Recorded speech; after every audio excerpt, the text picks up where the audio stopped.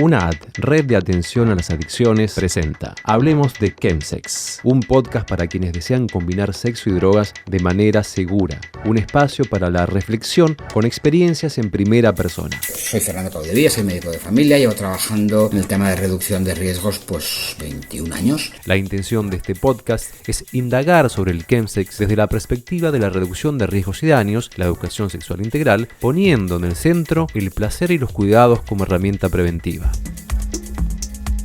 Fernando Caudevilla, como él mismo cuenta, trabaja de este modo el abordaje del fenómeno en los últimos años. La primera vez que oí hablar de esto fue en un congreso en el 2007 en Budapest. Y la verdad que yo fui muy escéptico y pensé que eso era, pues, no te diría una exageración, pero una cosa ahí que nos contaban en Londres, pero no pensaba que fuera a producirse tal como se produjo, ¿no? Y luego, pues hace 4 años nos salió la posibilidad de trabajar de crear un proyecto online, que fue el primero que se hizo en España, y además intentando trabajar no solo con la gente de reducción de riesgos, sino con colectivos LGTBI, con gente del tema del VIH, y ahí un poco sacamos ese proyecto adelante. Tampoco es el único tema que trabajo, pero sí que es un tema que, bueno, pues con el que he escrito artículos, hago cursos, veo pacientes.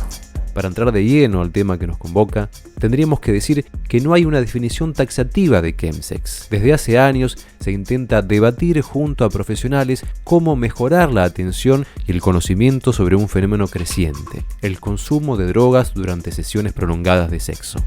No hay una definición establecida ni una definición clara. ¿De qué estamos hablando? Cuando hablamos de la diabetes, o cuando hablamos del VIH, o cuando hablamos de los juanetes, todos sabemos de que estamos hablando de lo mismo. Pero esto del Chemsex o Chemsex, que no sé cómo se dice, que aquí siempre se llama sesión, si se refiere a cualquier uso de drogas o a los usos problemáticos, porque son dos cuestiones muy distintas, ¿no?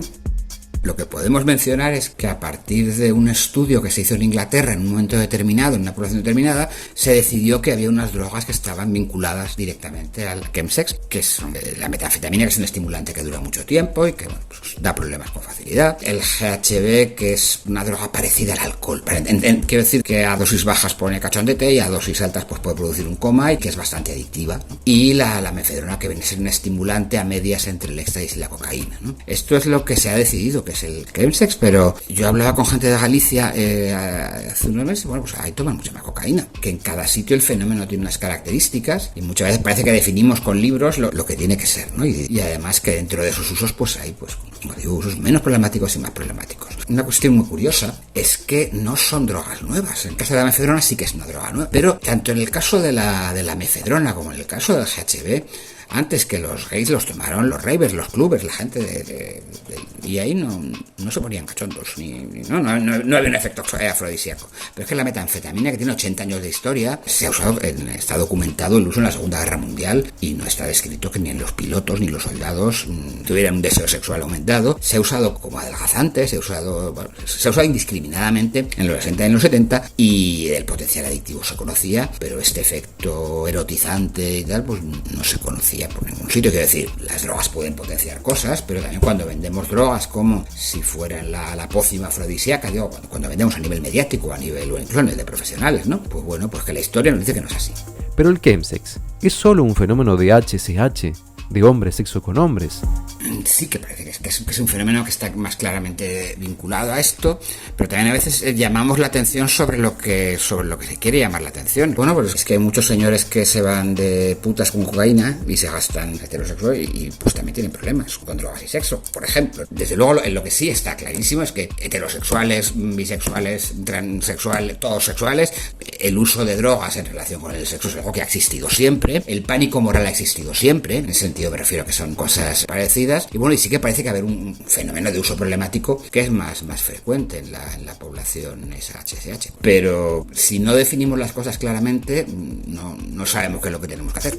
La población general conoce el Chemsex a través de los medios de comunicación como una combinación problemática de sexo y drogas. Pero estas narrativas muchas veces están lejos de asimilarse con la realidad. credibilidad. Yo creo que hay un problema general en los medios de comunicación que, pues tradicionalmente lo importante es informar y aquí ahora lo importante es llamar la atención del internauta para que le pegue al clic y esté en tiempo en una noticia impactante. El conseguir ese impacto es un objetivo de los medios de comunicación para sobrevivir, que muchas veces es poco realista. La poca profesionalización en los medios, es decir, antes trabajan periodistas, ahora trabajan becarios que hoy están haciendo el VIH, mañana están haciendo la economía o la prima de riesgo. Todos esos son factores que influyen. Y creo que ahí sí que lo que se favorece es el estigma, porque se va siempre a lo que le va a llamar la atención al lector, que son siempre los aspectos pues más extremos. Hay usos que no son problemáticos, usos que suponen riesgos y usos que suponen daños claros y que perjudican a la persona claramente, ¿no? Pero nos centramos solamente siempre en la parte más folclórica, en la parte más llamativa, en las agujas que existen, en el slam que existe. Nadie lo niega, pero es que hay gente que practica slam, pero son una minoría, dentro de una minoría, que siempre estamos en el aspecto más tremendo, por un lado como haciendo una especie de publicidad, porque son estas orgías de 3 días en las que hombres musculosos y sudorosos se lo pasan estupendamente bajo los efectos de las drogas y entonces ya se enganchan a ello de forma irremediable, ¿no? Tiene un algo de promoción, lo que sí que está clarísimo y es documentable perfectamente, que es que el conocimiento de la mefedrona en España se hace a través del medio de comunicación. Es decir, cuando se empezó a hablar aquí de mefedrona, metanfetamina es distinto, el GHB es distinto, pero cuando se empezó a hablar de la mefedrona no la conocía nadie, no era una droga que estuviera usando, era una droga de clubs. Ambas cosas son reales, es decir, el sexo mola, las drogas también, tienen un potencial adictivo, pero el alcohol también lo tiene. Y dentro del consumo del alcohol hay muchísimos patrones de consumo, hay gente que no tiene ningún problema, y gente que tiene problemas gravísimos, ¿no? Sí que es cierto que esta mezcla de sexo y drogas presenta mayores riesgos, está claro, pero cualquier consumo de sexo y drogas no es necesariamente la puerta al infierno y a la perdición, ¿no? Hay personas que lo definen como un patrón de consumo de drogas asociado a prácticas sexuales, en gente que tiene problemas, que pierde el trabajo, que desarrolla una adicción, que el centro de su vida se convierte en eso, que es una realidad innegable, pero que es una parte del fenómeno, ¿no? Desde luego que hemos empezado a ver muchos más casos con problemas, pues empieza a haber problemas y hay gente con problemas, hay gente con muchos problemas, insisto que eso es algo innegable, ¿no? Ante la aparición de problemas concretos, se vuelve imprescindible el trabajo de reducción de riesgos. En ese sentido, Capdevila alerta sobre los prejuicios que siguen existiendo con respecto al consumo de drogas y cómo esto complica los abordajes de reducción de daños. Creo que toda la gente sensata en el siglo XXI entiende que la sexualidad se vive de muchas formas, que además hay algunas que son más que para la salud, ¿no?, objetivamente más peligrosas, tienen más riesgos que otras, pero que hay muchas formas de vivir la sexualidad y que la solución no es el matrimonio heterosexual fiel, monógamo y estable. Quiero decir, la reducción de daños y de riesgos se entiende perfectamente en el ámbito sexual. Es decir, yo creo que a día de hoy la mayoría de los profesionales sensatos entienden que del uso de preservativo, la PrEP, que en sexualidad, que probablemente el modelo más seguro, si hablamos de seguridad, sea el matrimonio heterosexual fiel y estable durante toda la vida, ¿no? Pero que el objetivo no es, y a quien le valga eso, pues estupendo, porque no tendrá ningún riesgo, pero que hay otras realidades y que quedan otras respuestas. Entonces, en sexualidad sí que tenemos asumidos, yo creo todos, la reducción de riesgos y daños, pero en drogas parece que no. Y me parece que es una contradicción y es sobre todo más difícil y más esto en el ámbito de las ITS, del ámbito del VIH, el ámbito, ¿no?, que muchas veces se condena la reducción de daños en drogas cuando yo creo que conceptualmente es lo mismo que en sexualidad, ¿no? Entendemos y aceptamos perfectamente que haya personas que su práctica sexual favorita sea el fisting, ¿no? Esto se acepta, pero no se acepta que la gente consuma drogas. Entonces, no, me parece que es una incongruencia, ¿no? Y bueno, a los políticos les puedes pedir mucho, pero creo que a los profesionales sanitarios y en concreto creo que sí que, ¿no?, que sobre todo cuando los objetivos destinados a la abstinencia han causado muchísimos muertos, miles de muertos. Es decir, hasta cuando en este país empezó el problema de la heroína, además tampoco conviene valorar lo del pasado con la óptica del presente, pero el hecho objetivo es que los programas que solo buscaban la abstinencia fueron un fracaso. Cuando yo empecé a trabajar en drogas, a los heroinómanos que daban positivo, que estaban con metadona y daban positivo, se les echaba el tratamiento. Es como una cosa, como le vas a quitar a un diabético la insulina porque como azúcar, ¿no? Pues tiene un problema con drogas, es lógico que consuma, ¿no?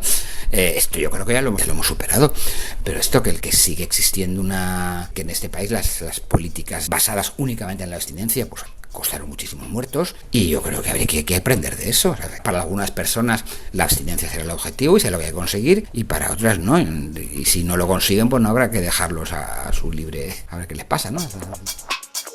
¿Y en qué consiste la reducción de riesgos? En brindar información. Es importante tener información en todo aquello que implica riesgos. Es decir, si uno se va a la India, pues puede cogerse el avión y irse a la India, tiene unos riesgos, o puede informarse antes de a qué zona va a ir, qué enfermedades hay, qué vacunas tiene que ponerse, O sea, la información te permite el poder tomar decisiones sobre tu salud y el conocer los riesgos ya que se expone uno. El problema es que la información que se ofrece habitualmente, en general de esas instituciones, es todo horrible, terrible, maléfico y fatal, lo cual nos impide diferenciar para considerar que hay cosas que son peligrosas, y en ese caso hay cosas que son peligrosas, pues habrá otras que no lo son tanto. Y si toda la información que damos está basada en el miedo y en la exageración, pues los usuarios no pueden saber qué es lo verdaderamente peligroso y qué es lo que no. Yo creo que ya en español ya hay buenos recursos online que se pueden utilizar, y también juntarse con buena gente. Me parece que es un consejo, ¿no? El camello de confianza, la persona que te consigue drogas ilegales, pues tenga una cierta relación de confianza y que sepa que no te va a engañar, ¿no? No es lo mismo comprarle a alguien a quien tú conoces que a un desconocido en una discoteca, ¿no? Y luego, bueno, pues además creo que la mayoría de la gente es buena, que en entornos de KEMSE pues hay gente que se cuida a los demás, y luego hay una minoría pues de personas, como en todos los sectores, pues que no van a ser de buenas personas y que van a aprovecharse de la gente, que van a buscar sacar partido de lo que sea. Y yo creo que eso son los dos consejos, ¿no? El camello de confianza, buscar información de calidad y juntarse de buena gente. Después, si yo digo mi trabajo, porque ayer estuve con mi novio, pues puede haber malas caras, pero no creo que sea la mayoría. Desde luego, en mi experiencia no es así. Pero si yo llego al trabajo y digo que me cogí una borrachera, pues no va a pasar nada probablemente, ¿no? Pero si digo que me comí 2 pastis, ¿no? Que estuve por ahí en marcha con 3 y que encima nos drogamos, pues yo creo que el consumo de drogas es el que mayor estigma tiene en este momento, ¿no? Y lo podemos también asociar a la orientación, a las prácticas sexuales, también en la medida que se hagan de lo normativo. Es decir, porque yo creo que la pareja, el matrimonio, ¿no? La pareja está, pues sí, se asume, pero otro tipo de relaciones, pues no, ni para los homos ni para los heteros tampoco. Entendiendo perfectamente que en la salud sexual hay muchísimo que mejorar, yo creo que algo sí que se ha avanzado. En drogas que estamos todavía en el paleolítico. El que en una fiesta o en una sauna o en un club de sexo, el que haya preservativos, el que haya información sobre salud sexual, se admite, está bien visto, está.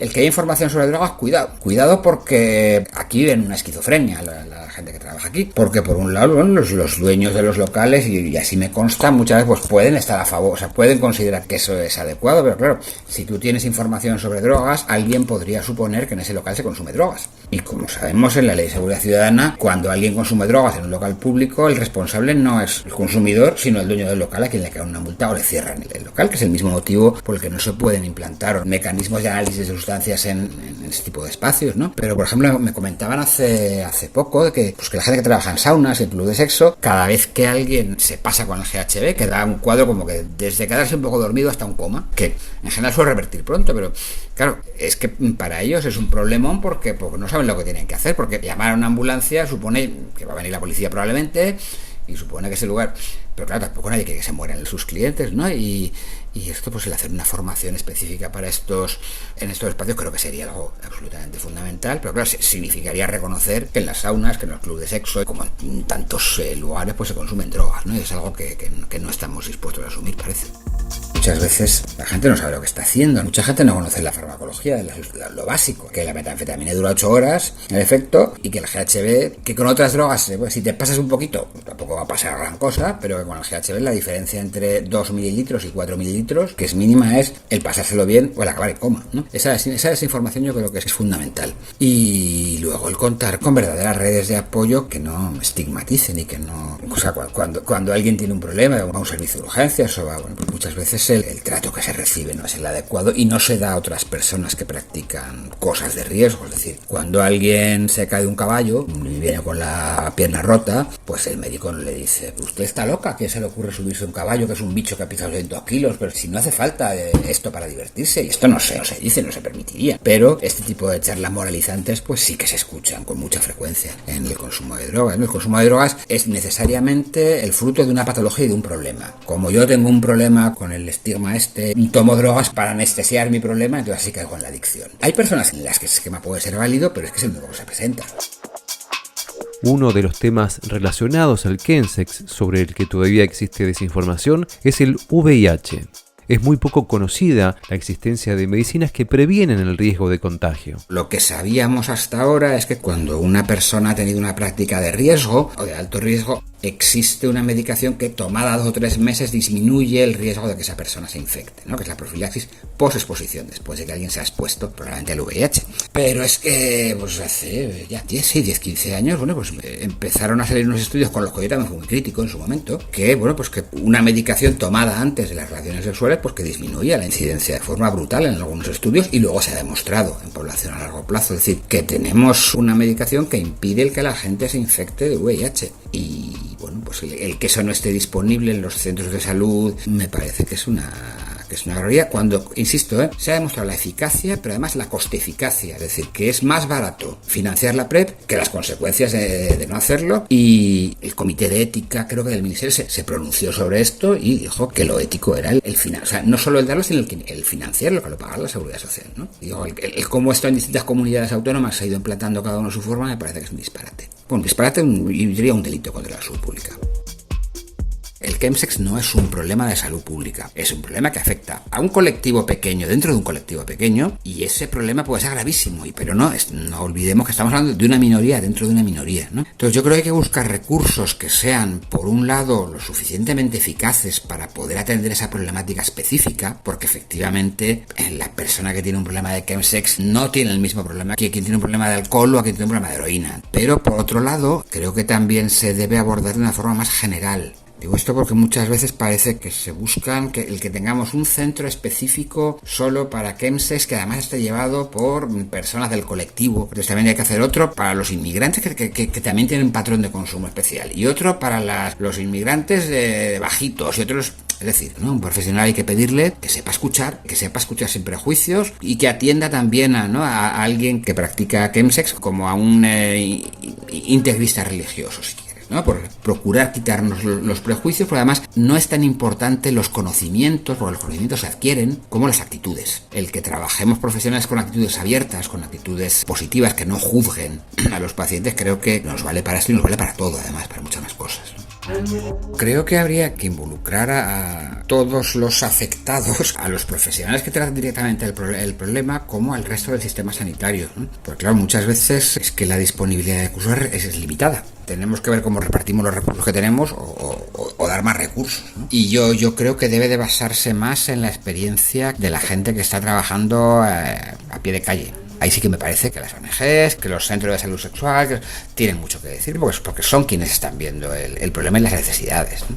Pedir ayuda, no juzgar y escuchar más. 3 premisas básicas para trabajar, según advierte el especialista, en reducción de riesgos en los contextos de chemsex. A los usuarios insistir en que se informen bien, y sobre todo también conocer cuáles son los primeros síntomas de alarma, porque normalmente los problemas no aparecen de un día a otro. Pero yo creo que hay pequeños síntomas de que las cosas no van bien, de que empiezan a no ir bien, pues cuando empiezan a afectar sobre todo al resto de los entornos de la vida de la persona, ¿no? Y el saber reconocerlos y el saber dónde pedir ayuda. Bueno, pedir ayuda no debería ser ninguna vergüenza, ¿no? Muchas veces si las cosas las abordáramos antes, se abordarían mejor que cuando ya está el problema establecido. Y pues a los políticos no tengo mucho que decirles, porque tampoco tengo mucha confianza al respecto, pero pues que escuchen más, y que escuchen más a quien, en este caso, porque estamos hablando del chemsex, pero si estuviera hablando de cualquier otra cosa, pues creo que falta en general escuchar más a quien trata o a quien ve los problemas directamente, ¿no?